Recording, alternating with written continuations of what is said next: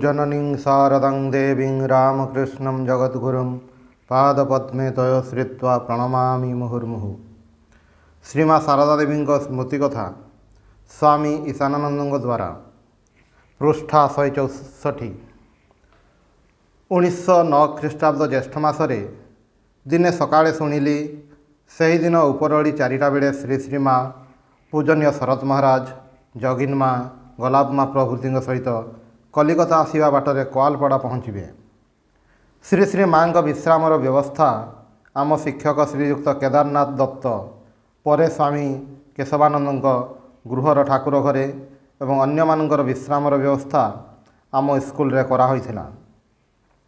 किंतु संध्या उत्तीर्ण हेले मध्य सेमाने आसी पहुँचले नहीं। परे खबर आसिला जे सेमानक गाड़ी नदी पाखरे पंकरे दबी जाइछि। तत्क्षणात भक्त माने केते जण सेठाकु गले। प्राय राति 10टा बेले समस्ते आसी पहुँचिले। माँ गाड़ी ओह्लाई मुंडरे ओढ़णा अधिक लंबई देई टिके गड़ घसाड़ी घसाड़ी केदार बाबूंक माँ सहित तांको ठाकुर घर को गले। से ठाकुर को प्रणाम करी आसन ग्रहण कला परे समवेत स्त्री और पुरुष भक्तगण तांको प्रणाम कले। मु मध्य प्रणाम कली। केदार बाबूंक माँ कानरे टिके कम शुणती बोली माँ मो माध्यम ही पुरुष भक्त मान सहित कथबार्ता कही। एणे राति अधिक होछि देखि पूजनीय शरत महाराज खबर पठाइबारु माँ व्यस्त होई थाळीरु गोटे संदेश अल्प भांगी ग्रहण कले और अल्प पानी पी जीवापाई गात्रोत्थान कले। समस्त सहित मु मध्य तरतर होई भिड़ मध्यरे तांको प्रणाम करी मो बापा जहाँ प्रणामी पाई देइथिले ताहा तांको हातरे देली। माँ स्नेहरे चिबुकरे हाथ देई चुमा खाई कहिले बाबा जहाँ किछि देव सबु पाद पाखरे रखिबाकु हुए। से धीरे धीरे गाड़ी रे उठिले। से सामान्य केते बद कथा भितरे तांकर जो स्नेहर आस्वाद पाइथिली ताहा तुलना रे पितामातांक स्नेह मध्य सही बयसरे तुच्छ बोध होइथिला। थरे जगधात्री पूजा बेले माँ कलिकतारू जयरामबाटी आसिबा बाटरे सकाळे कोआलपड़ा आश्रम रे पहुँचिले। अपराह्न जयरामबाटी यात्रा करिया बेले आश्रमर उत्साही कर्मीगण को कहिले एठारे एबे तुमे माने ही निजर लोक गाँ रे एबे तुम मानक ऊपर ही भरोसा। एठारे देखुछि ताहले ठाकुरे बसुछंती। जण जण करी समस्त को आशीर्वाद करी कहिले मझिरे मझिरे जयरामबाटी जीव। विशेष भाव में जगधात्री पूजा समय तुम समस्त को जीवाकू हेबो। जगधात्री पूजा दिन आमे 3 जण आम बिलरू किसी शाग और परिबा धरी जयरामबाटी गलु।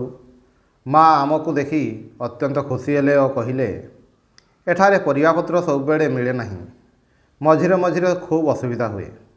जहाँ देखुछि ठाकुरे ही तुम माध्यम सबू जगाइबे। सेबेठारु माँ जेबे ही गाँव में रहती आमे सप्ताह 2-3 दिन आश्रमर दैनंदिन कार्य शेष करी केबे बगीचारू केबे बा हाटरू किणी तांको पाई परिबा नहीं जाउथिलु। दिने दिने जाई देखु माँ सहीछंती। आमे तांकर निर्देश अनुजाई जिनिस गुड़िक यथास्थान रखी प्रणाम कले। से टिके मुंड उठाई तुम मानकर चैतन्य हो भक्ति विश्वास हो कही आशीर्वाद करी किछि मुढ़ी नहीं खाइबाकू कहूथिले। आमे मध्य मुढ़ी खाऊ खाऊ दिने दिने राति 12टारे आश्रम को फेरुथिलु। थरे शीत दिने आमे किछि परिबा गुआ घी प्रभृति मुंडरे बही झाड़नाड़ होई संध्यारे जयरामबाटी रे पहुँचिलु। माई मानक भितरु जणे आम मानकर अवस्था देखि कहिले भक्त हेले ही जेते कष्ट। बोझ बही बही पिला गुड़ाकर मुंड सबू गला। श्री श्री माँ से कथा शुणी कहिले सेमानंकर मुंड कौन आउ अछि जहाँकर मुंड तांकु देई देइछंती। तापरे अत्यंत स्नेहरे मुंडरे हाथ देई आशीर्वाद कले। परे आश्रम को आम मानक द्वारा कही पठाई थिले एकाठी एते जिनिस न पठाई अल्प अल्प पठाइब नहेले सुखी नष्ट हो जाउछि। यहाँ पर आमे अल्प बोझ नहीं बारंबार तांको पाखकु जाउथिलु। जगधात्री पूजा परे माँ कलिकता जीवार थिला। कोआलपड़ा आश्रम रे सेतेबेले खूब स्वदेशी चर्चा होउथिला एवं जप ध्यान पूजा पाठ अपेक्षा तंत्र चरखा प्रभृति उपरे समस्तंकर अधिक आग्रह थिला। माँ चाली जिबे शुणी केदार बाबू जयरामबाटी रे तांको दर्शन करिबाकू गले। माँ तांको कहिले देख बाबा तुमे माने जेहेतु ठाकुरंक पाई घर और आम मानक पाई बाटरे विश्रामर स्थान टिके करिछ ତେଣୁ ଏଥର ଯିବାବେଳେ ସେଠାରେ ଠାକୁରଙ୍କୁ ବସାଇ ଦେଇ ଯିବି। ସବୁ ଆୟୋଜନ ଯୋଗାଡ଼ କରି ରଖିବ। ପୂଜା, ଅନ୍ନଭୋଗ, ଆଳତି ସବୁ ନିୟମିତ କରିବ। କେବଳ ସ୍ୱଦେଶୀ କରି କ'ଣ ହେବ? ଆମମାନଙ୍କର ଯାହା କିଛି ସେ ସବୁର ମୂଳ ହେଲେ ଠାକୁର। ସେ ହିଁ ଆଦର୍ଶ। ଯାହା କିଛି କରନା କାହିଁକି ତାଙ୍କୁ ଧରି ରହିଲେ କୌଣସି ଅସୁବିଧା ହେବ ନାହିଁ। କେଦାରବାବୁ କହିଲେ, ସ୍ୱାମୀଜୀ ତ ଦେଶର କାର୍ଯ୍ୟ କରିବାକୁ କହିଛନ୍ତି। ସେ ଯଦି ଆଜି ବଞ୍ଚିଥାନ୍ତେ ସ୍ୱଦେଶର କେତେ କାମ ହୋଇଥାନ୍ତା। ଏହା ଶୁଣି ମା ସଙ୍ଗେ ସଙ୍ଗେ କହିଲେ, ହେ ବାବା, ଆଜି ମୋ ନରେନ ଥିଲେ କମ୍ପାନୀ କ'ଣ ତାଙ୍କୁ ଛାଡ଼ି ଦେଇଥାନ୍ତା? ଜେଲରେ ପୁରାଇ ଦେଇଥାନ୍ତା? ମୁଁ ତାହା ଦେଖିପାରିନଥାନ୍ତି। ନରେନ ଯେପରି ଖଳରୁ ବାହାରିଥିବା ଖଣ୍ଡା। ବିଲାତରୁ ଫେରିଆସି ମୋତେ କହିଲା, ମା, ଆପଣଙ୍କ ଆଶୀର୍ବାଦରେ ଏ ଯୁଗରେ ଡେଇଁକି ନ ଯାଇ ସେମାନଙ୍କ ତିଆରି ଜାହାଜରେ ଚଢ଼ି ସେହି ଦେଶକୁ ଯାଇଛି। ସେଠାରେ ମଧ୍ୟ ଦେଖିଲି ଠାକୁରଙ୍କର କେତେ ମହିମା। କେତେ ସଜ୍ଜନ ଲୋକ ମୋ ପାଖରୁ ତାଙ୍କ କଥା ମନ୍ତ୍ରମୁଗ୍ଧବତ୍ ଶୁଣିଛନ୍ତି ଏବଂ ଏହି ଭାବ ନେଇଛନ୍ତି। ତାପରେ କହିଲେ, ସେମାନେ ମଧ୍ୟ ତ ମୋ ପିଲା। କ'ଣ କହୁଛ? ଏହି ପ୍ରସଙ୍ଗରେ ଗୋଟିଏ ଦୁଇଟି ଘଟଣା ମନେ ପଡ଼ୁଛି। ଥରେ ପୂଜା ବେଳେ ମାମୁଁମାନଙ୍କର ପିଲାମାନଙ୍କ ପାଇଁ କିଛି ଲୁଗାପଟା କିଣିବା ଦାୟିତ୍ୱ ମା ମୋ ଉପରେ ଦେଇଥିଲେ। ମୁଁ ସବୁ ଦେଶୀ ଲୁଗା ନେଇଯାଇଥିଲି। ସେଗୁଡ଼ିକ ମହିଳାମାନେ ଅଧିକାଂଶ ହିଁ ନାପସନ୍ଦ କଲେ ଏବଂ ସେମାନଙ୍କର ନିଜ ପସନ୍ଦ ଅନୁଯାୟୀ ବରାଦ କରିବାକୁ ଲାଗିଲେ। ମୁଁ ଉତ୍ତେଜିତ ହୋଇ କହିଲି, ସେସବୁ ତ ବିଲାସୀ ଦ୍ରବ୍ୟ ହେବ, ତାହା କାହିଁକି ଆଣିବି? ଶ୍ରୀ ଶ୍ରୀମା ଗୋଟିଏ କଡ଼ରେ ବସିଥିଲେ। ସେ ଟିକିଏ ହସି ହସି କହିଲେ, ବାବା, ସେମାନେ ମଧ୍ୟ ଅର୍ଥାତ୍ ବିଲାତର ଲୋକ ତ ମୋର ପିଲା। ମୋତେ ସମସ୍ତଙ୍କୁ ନେଇ ଘର କରିବାକୁ ହୁଏ। ମୋତେ କ'ଣ ଏକପାଖିଆ ଏକଜିଦିଆ ହେଲେ ଚଳିବ? ସେମାନେ ଯେଉଁ ପ୍ରକାର କହୁଛନ୍ତି ତାହା ହିଁ ଆଣିଦିଅ। ପରେ ଦେଖିଲି କାହାରି ପାଇଁ କିଛି ବିଲାତି ଦ୍ରବ୍ୟ ଆଣିବାକୁ ହେଲେ ମା ମୋତେ ନ କହି ଅନ୍ୟ କାହା ହାତରେ ମଗାଉଥିଲେ। କାହାରି ଭାବରେ ଆଘାତ ଦେବା ତାଙ୍କର ସ୍ୱଭାବ ବିରୁଦ୍ଧ ଥିଲା।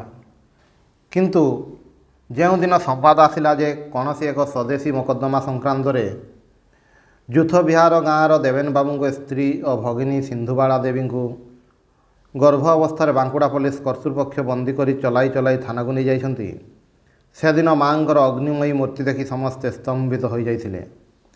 ମା ପ୍ରଥମେ କ'ଣ କହୁଛ କହି ଯେପରି ସିହିରି ଉଠିଲେ। ତାପରେ କହିଲେ, ଏହା କ'ଣ କମ୍ପାନୀର ଆଦେଶ ନା ପୋଲିସ ସାହେବଙ୍କ କରାମତି? ନିରପରାଧ ସ୍ତ୍ରୀ ଲୋକଙ୍କ ଉପରେ ଏତେ ଅତ୍ୟାଚାର ମହାରାଣୀ ଭିକ୍ଟୋରିଆଙ୍କ ସମୟରେ ତ କାହିଁ ଶୁଣି ନାହିଁ। ଏହା ଯଦି କମ୍ପାନୀର ଆଦେଶ ହୁଏ ତେବେ ଆଉ ବେଶୀ ଦିନ ନୁହେଁ। ଏମିତି କେହି ମରଦ ପିଲା କ'ଣ ସେଠାରେ ନଥିଲେ ଯେ ଦୁଇ ଚାପୁଡ଼ା ମାରି ଝିଅ ଦୁଇ ଜଣଙ୍କୁ ଛଡ଼େଇ ଆଣିପାରିଥାନ୍ତା? କିଛି କ୍ଷଣ ପରେ ଯେତେବେଳେ ସେମାନଙ୍କୁ ଛାଡ଼ି ଦେଇଛନ୍ତି ଏହି ଖବର ଶୁଣିଲେ ସେତେବେଳେ ଅନେକଟା ଶାନ୍ତ ହୋଇ କହିଲେ, ଏ ଖବର ଯଦି ନ ପାଇଥାନ୍ତି ତେବେ ଆଜି ଆଉ ଶୋଇପାରିନଥାନ୍ତି। ଆଉ ଥରେ ମା କୋଆଲପଡ଼ାରେ ଥିବାବେଳେ ପୂଜନୀୟ ଶରତ ମହାରାଜ ରାସବିହାରୀ ମହାରାଜଙ୍କ ହାତରେ କିଛି ଆମ୍ବ ଦେଇ ମାଙ୍କ ପାଖକୁ ପଠାଇଲେ।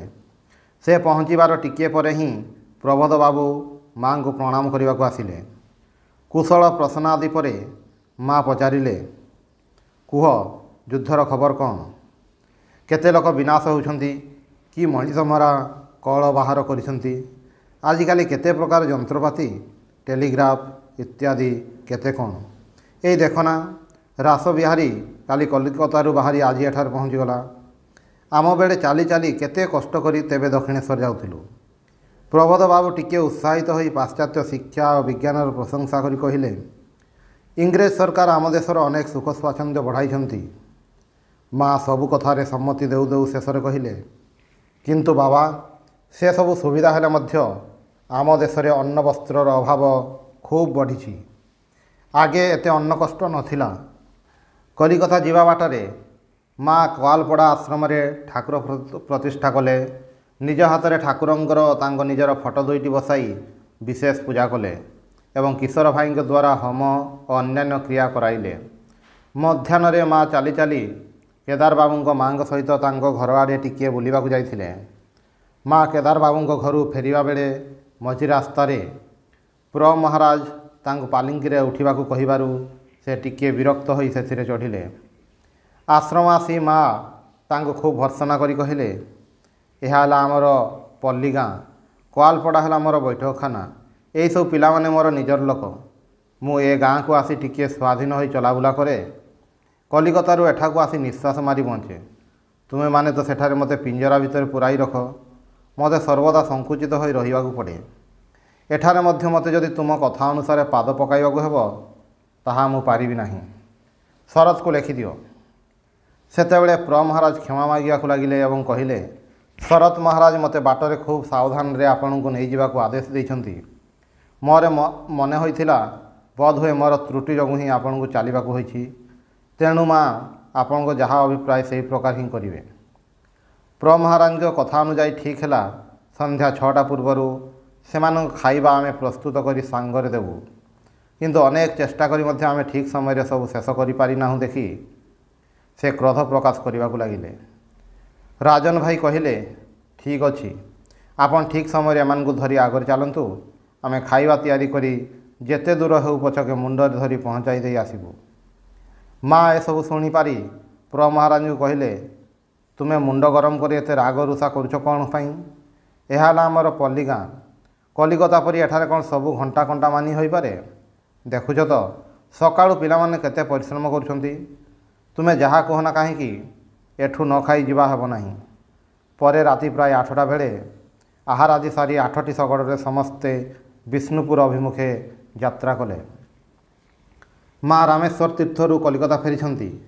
ଆମେ 3 ଜଣ ଉଦ୍ବୋଧନର ଗୃହରେ ତାଙ୍କୁ ଦର୍ଶନ କରିବା ପାଇଁ ଉପରକୁ ଯାଇଛୁ। ଆମେ ପ୍ରଣାମ କରି ବସିଲା ପରେ କୋଆଲପଡ଼ା ଆଶ୍ରମ ଓ ଜୟରାମବାଟିର ସମସ୍ତଙ୍କ କୁଶଳ ସମ୍ବାଦ ପଚାରି ମା କେଦାର ବାବୁଙ୍କୁ କହିଲେ, ତୁମେ ଆସିବ ଶୁଣି ମୁଁ ତୁମ ଆଶ୍ରମ ପାଇଁ 2ଟି ରାମେଶ୍ୱରଙ୍କ ଫଟୋ ରଖିଛି। ଗଲାବେଳେ ନେଇଯିବ, ସେଠାରେ ପୂଜା କରିବ। କେଦାର ବାବୁ କହିଲେ, ଆପଣ ହିଁ ତ ଠାକୁରଙ୍କୁ ବସାଇ ଆସିଛନ୍ତି ଏବଂ ତାଙ୍କୁ ହିଁ ସକଳ ଦେବଦେବୀ ଜ୍ଞାନରେ ପୂଜା କରିବାକୁ କହିଛନ୍ତି। ପୁଣି ଏହିସବୁ ଦେବଦେବୀଙ୍କ ଫଟୋ ଦେଉଛନ୍ତି। କେତେ ଦେବଦେବୀଙ୍କୁ ପୂଜା କରିବୁ? ଆମେ ଅନ୍ୟ ଠାକୁରଙ୍କର ପୂଜା କରିପାରିବୁ ନାହିଁ। ମା ସେତେବେଳେ କହିଲେ, ଆଚ୍ଛା, ଏଗୁଡ଼ିକ ଭଲ କରି ବନ୍ଧାଇ ଠାକୁର ଘରେ ଟାଙ୍ଗି ରଖିବ। କେଦାର ବାବୁ ପଚାରିଲେ, ରାମେଶ୍ୱର ପ୍ରଭୃତି କେମିତି ଦେଖିଲେ? ମା କହିଲେ, ବାବା, ଯେମିତି ରଖି ଆସିଥିଲି ଠିକ୍ ସେମିତି ଅଛନ୍ତି। ଗୋଲାପ ମା ସେତେବେଳେ ସେବାଟେ ବାରଣ୍ଡାକୁ ଯାଉଥିଲେ। ସେ ମାଆଙ୍କ ସେହି କଥା ଶୁଣି କହିଲେ, କ'ଣ କହିଲ ମା? ମା ଟିକେ ଚମକି ପଡ଼ି କହିଲେ, କାହିଁ, କ'ଣ କହିଲି? କହୁଥିଲି ଏଇ ତୁମମାନଙ୍କ ପାଖରୁ ଯେମିତି ଶୁଣିଥିଲି ଠିକ୍ ସେହିଭଳି ଦେଖି ଖୁବ୍ ଆନନ୍ଦ ହୋଇଥିଲା। ସେତେବେଳେ ଗୋଲାପ ମା କହିଲେ, ଏହା ନୁହେଁ ମା, ମୁଁ ସବୁ ଶୁଣିଛି। ଏବେ ଆଉ କଥା ଘୁରାଇଲେ କ'ଣ ହେବ? କ'ଣ କହୁଛ କେଦାର ଗୋ?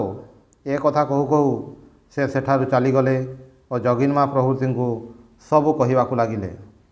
ମା କହିଲେ, ଆହା, ଶଶୀ ଅର୍ଥାତ୍ ସ୍ୱାମୀ ରାମକୃଷ୍ଣାନନ୍ଦ ମୋତେ ସୁନାର 108ଟି ବେଲପତ୍ର ଦେଇ ରାମେଶ୍ୱରଙ୍କର ପୂଜା କରାଇଲା। ରାମନାଥର ରାଜା ମୁଁ ସେଠାକୁ ଯାଇଛି ଶୁଣି ତାଙ୍କ ଦେୱାନଙ୍କୁ ହୁକୁମ କଲେ ଯେପରି ମନ୍ଦିରର ରତ୍ନାଗାର ଖୋଲି ମୋତେ ଦେଖାହୁଏ ଏବଂ ଯଦି ମୁଁ କୌଣସି ଜିନିଷ ପସନ୍ଦ କରେ ତାହା ଯେପରି ସେହି କ୍ଷଣି ମୋତେ ଉପହାର ଦିଆହୁଏ। ମୁଁ ଆଉ କ'ଣ କହିବି? କିଛି ଠିକ୍ କରି ନ ପାରି କହିଲି, ମୋର ଆଉ କ'ଣ ପ୍ରୟୋଜନ? ଆମର ଯାହା ଦରକାର ଶଶୀ ବ୍ୟବସ୍ଥା କରିଛି। ପୁଣି ସେମାନେ କ୍ଷୁଣ୍ଣ ହେବେ ଭାବି କହିଲି, ଆଚ୍ଛା, ରାଧୁର ଯଦି କିଛି ଦରକାର ହୁଏ ସେ ନେବ। ରାଧୁକୁ କହିଲି, ଦେଖ, ତୋର ଯଦି କିଛି ଦରକାର ହୁଏ ନେଇପାରୁ। ଏହା କହି ଯେତେବେଳେ ହୀରା ଜହରତ ଜିନିଷ ସବୁ ଦେଖିଲି ସେତେବେଳେ ମୋ ଛାତି ଭିତର ଧଡ଼ପଡ଼ ହେଲା। ଆକୁଳ ହୋଇ ଠାକୁରଙ୍କୁ ପ୍ରାର୍ଥନା କଲି, ଠାକୁରେ, ରାଧୁର ଯେପରି କିଛି ବାସନା ନ ଉଠେ। ଯାହା ହେଉ ରାଧୁ କହିଲା, ଏଗୁଡ଼ିକ ପୁଣି କ'ଣ ନେବି? ଏସବୁ ମୋର ଦରକାର ନାହିଁ। ମୋର ଲେଖିବା ପେନ୍ସିଲଟା ହଜିଯାଇଛି, ଗୋଟିଏ ପେନ୍ସିଲ କିଣିଦିଅ। ମୁଁ ସେ କଥା ଶୁଣି ନିଶ୍ୱାସ ମାରିଲି। ବାହାରକୁ ଆସି ରାସ୍ତା କଡ଼ ଦୋକାନରୁ 2 ପଇସା ଦେଇ ଗୋଟିଏ ପେନ୍ସିଲ କିଣାଇଦେଲି। ଏହିସବୁ କଥାବାର୍ତ୍ତା ପରେ ମା ଠାକୁରଙ୍କୁ ଭୋଗ ଦେବା ପାଇଁ ଉଠିଗଲେ। ଆମେ ମଧ୍ୟ ତଳକୁ ଓହ୍ଲାଇ ଆସିଲୁ। ଓଁ ନିରଞ୍ଜନମ୍ ନିତ୍ୟମନନ୍ତ ରୂପଂ ଭକ୍ତାନୁକମ୍ପାଧିତ ବିଗ୍ରହଂ ବୈ ଈଶାବତାରଂ ପରମେଶମିଡ୍ୟଂ ତ୍ୱଂ ରାମକୃଷ୍ଣଂ ଶିରସା ନମାମି।